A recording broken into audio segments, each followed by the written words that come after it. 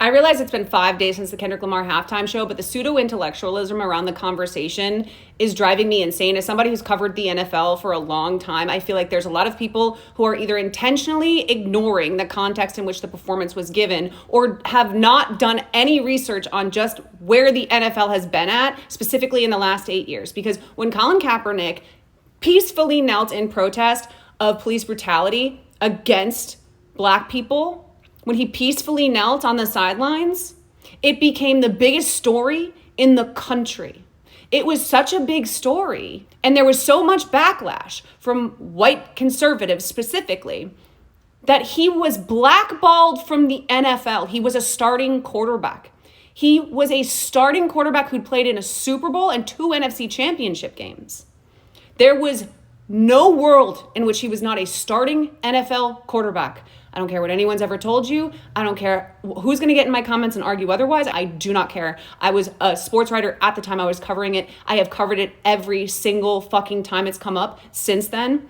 And I promise you, I know more than you. He was a starting quarterback, and he never stepped foot on an NFL field again to play football for the NFL because he peacefully protested police violence against Black Americans. 4 years later, in 2020, when all of the Black Lives Matter protests were happening, this was a conversation that was rehashed again, became another national story, was Colin Kaepernick and what happened during his protest for the things that were happening on a national stage in front of our eyes yet again, right? 4 years later, in the middle of all this, Drew Brees comes out and says he still thinks it was disrespectful to his grandfathers who fought in World War II. That's how dense these people who are raised in this way are, okay? 4 years later. He was so confident that he could get away with saying that he said it. No questions asked. Just doubled down on the fact that he did not agree with the protest. What he didn't expect was that people had moved a little further along in the conversation and were not having it. He was called out by other NFL players. He was called out by the city of New Orleans. People were fucking pissed. What do you have to do? He had to apologize. He had to issue an apology.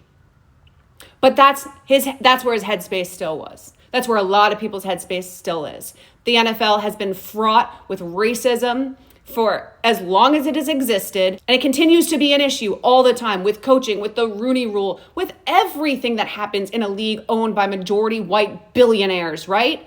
That is the context in which Kendrick Lamar was performing. He was calling out, with the Uncle Sam of it all and the playing the game of it all, Black Americans having to play the game in order to have their art taken seriously, their talent taken seriously. That spoke specifically to the NFL players on the field. That spoke specifically to Colin Kaepernick, one of the biggest crossover sports political stories of our lifetime. And he did it at the halftime show of the Super Bowl. The NFL sanctioned it.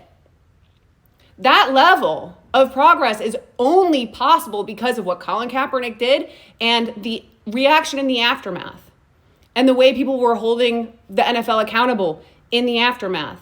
And it might seem basic to you. It may not seem like the themes were complex enough for you. You may be so far into your socio-political ideologies and you know so much about this stuff that all of this seemed basic.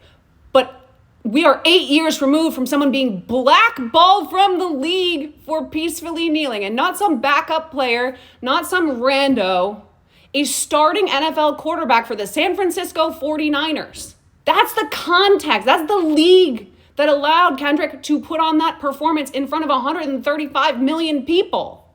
To say that is not revolutionary, to say that didn't make an impact on the same groups of people who thought that Colin Kaepernick should never step foot on a football field again because he doesn't like that Black people are killed by police officers in this country, and sat down with a former Green Beret in the NFL to have a conversation about how he could most respectfully, peacefully protest. It didn't matter to them at all. And those were the people who were watching Kendrick's performance too.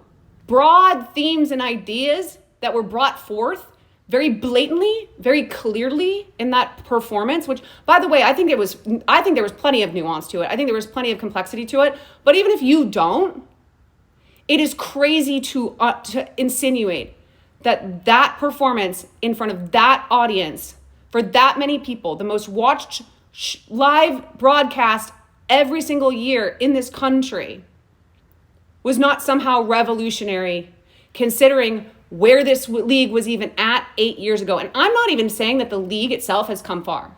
I'm not even saying that, because the league itself has done a pitiful job. There are still no black offensive coordinators. The black coaching situation is a nightmare. I still think that the NFLPA has not gotten enough for their players. They still do not treat their injured players right. They do not handle concussions right. They do not take care of their players after retirement. That league is, I'm not giving credit to the NFL. I'm giving credit to Colin Kaepernick and Kendrick Lamar and the players that have held other people responsible for forcing the league to allow this kind of performance, even if it was just for capitalism. Because it was for capitalism when they blackballed Colin Kaepernick. And now the narrative has shifted and changed so much that they have to do this. They have to allow Kendrick to make this statement about their league in front of them, in front of 135 million people.